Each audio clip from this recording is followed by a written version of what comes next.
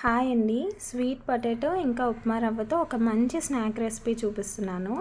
అయితే sweet potato పిల్లలు ఎవరైనా తినము అని అల్లరి పెడితే కనుక ఈ రెసిపీ ట్రై చేసి పెట్టండి. చక్కగా తినేస్తారు. ఇందులో స్వీట్ పొటాటో ఉందని కూడా వాళ్ళు గుర్తించలేరు. మనమైతే తెలుసుకుంటాం కానీ వాళ్ళకైతే అస్సలు టేస్ట్ తెలీదు.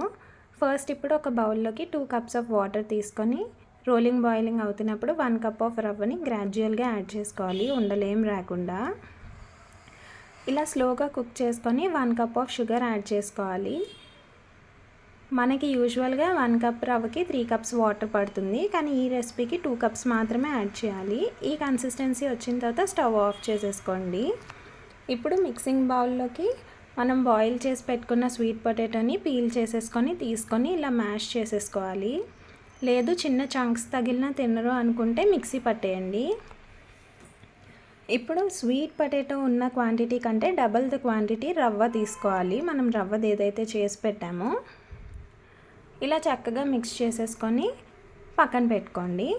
ఇప్పుడు చేతికి గీ అప్లై చేసుకొని దీన్ని నచ్చిన షేప్లో చేసుకోవచ్చు. నేను ఇలా అప్పాల్లా చేస్తున్నాను. మీరు కావాలి అనుకుంటే బాల్స్ లాగా చేసుకొని డీప్ ఫ్రై చేయొచ్చు. ఇలా చేసుకుంటే చక్కగా షాలో ఫ్రైలోనే సరిపోతుంది. అందుకనే ఇలా చేశాను. దీన్ని ఇంకా ఇంట్రెస్టింగ్గా చేయాలనుకుంటే కుకీ కటర్స్తోని మీకు నచ్చిన షేప్స్లో కట్ చేసుకోవచ్చు. ఇలా అన్నీ చేసుకొని పక్కన పెట్టేసుకోండి. ఇప్పుడు మనం ఆల్రెడీ చేసి పెట్టుకున్న రవ్వ మిక్చర్ ఏదైతే ఉందో అదేమైనా కొంచెం మిగిలింది అంటే దాన్ని కూడా సేమ్ ప్రాసెస్లో ఇలానే చేసి పెట్టుకోండి. దాని టేస్ట్ కూడా చాలా బాగుంటుంది. కాకపోతే ఇది స్వీట్ పొటాటో ఫ్లేవర్ ఉంటుంది, అది ఓన్లీ రవ్వ ఫ్లేవర్ మాత్రమే ఉంటుంది.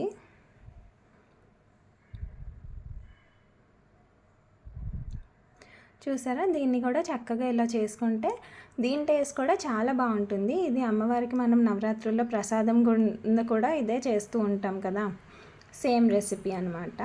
ఇప్పుడు ప్యాన్లో కొద్దిగా గీ వేసుకొని అది మొత్తం ప్యాన్ అంతా స్ప్రెడ్ చేసుకొని గీ హీట్ అయిన తర్వాత మనం ఏవైతే చేసి పెట్టుకున్నామో వాటిని షాలో ఫ్రై చేసేసుకోవడమే. రెండు వైపులా ఈక్వల్గా ఈవెన్గా గోల్డెన్ బ్రౌన్ అవ్వాలి. అలా అయ్యేంత వరకు స్లో కుక్ చేసుకోండి సిమ్లో పెట్టుకొని.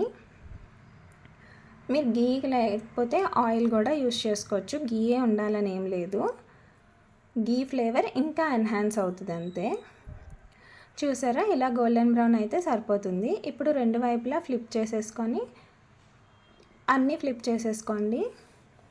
ఇంకో వైపు కూడా లైట్గా ఫ్రై అయితే సరిపోతుంది. అలా ఫ్రై అయిపోయిన వాటిని వేడివేడిగా సర్వ్ చేసుకుంటే చాలా బాగుంటుంది. ఇప్పుడు ఓన్లీ రవ్వతో చేసినవి కూడా సేమ్ ప్రాసెస్లో రిపీట్ చేసుకోండి.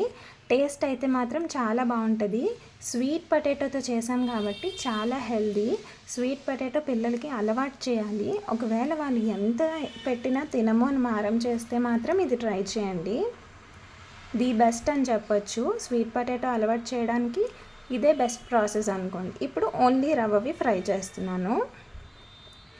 కావాలంటే ఇంకా గీ యాడ్ చేసుకోండి, లేదు అని అంటే ఆయిల్ కూడా యాడ్ చేసుకోవచ్చు.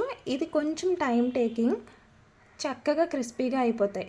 చాలా బాగుంటుంది, ట్రై చేయండి.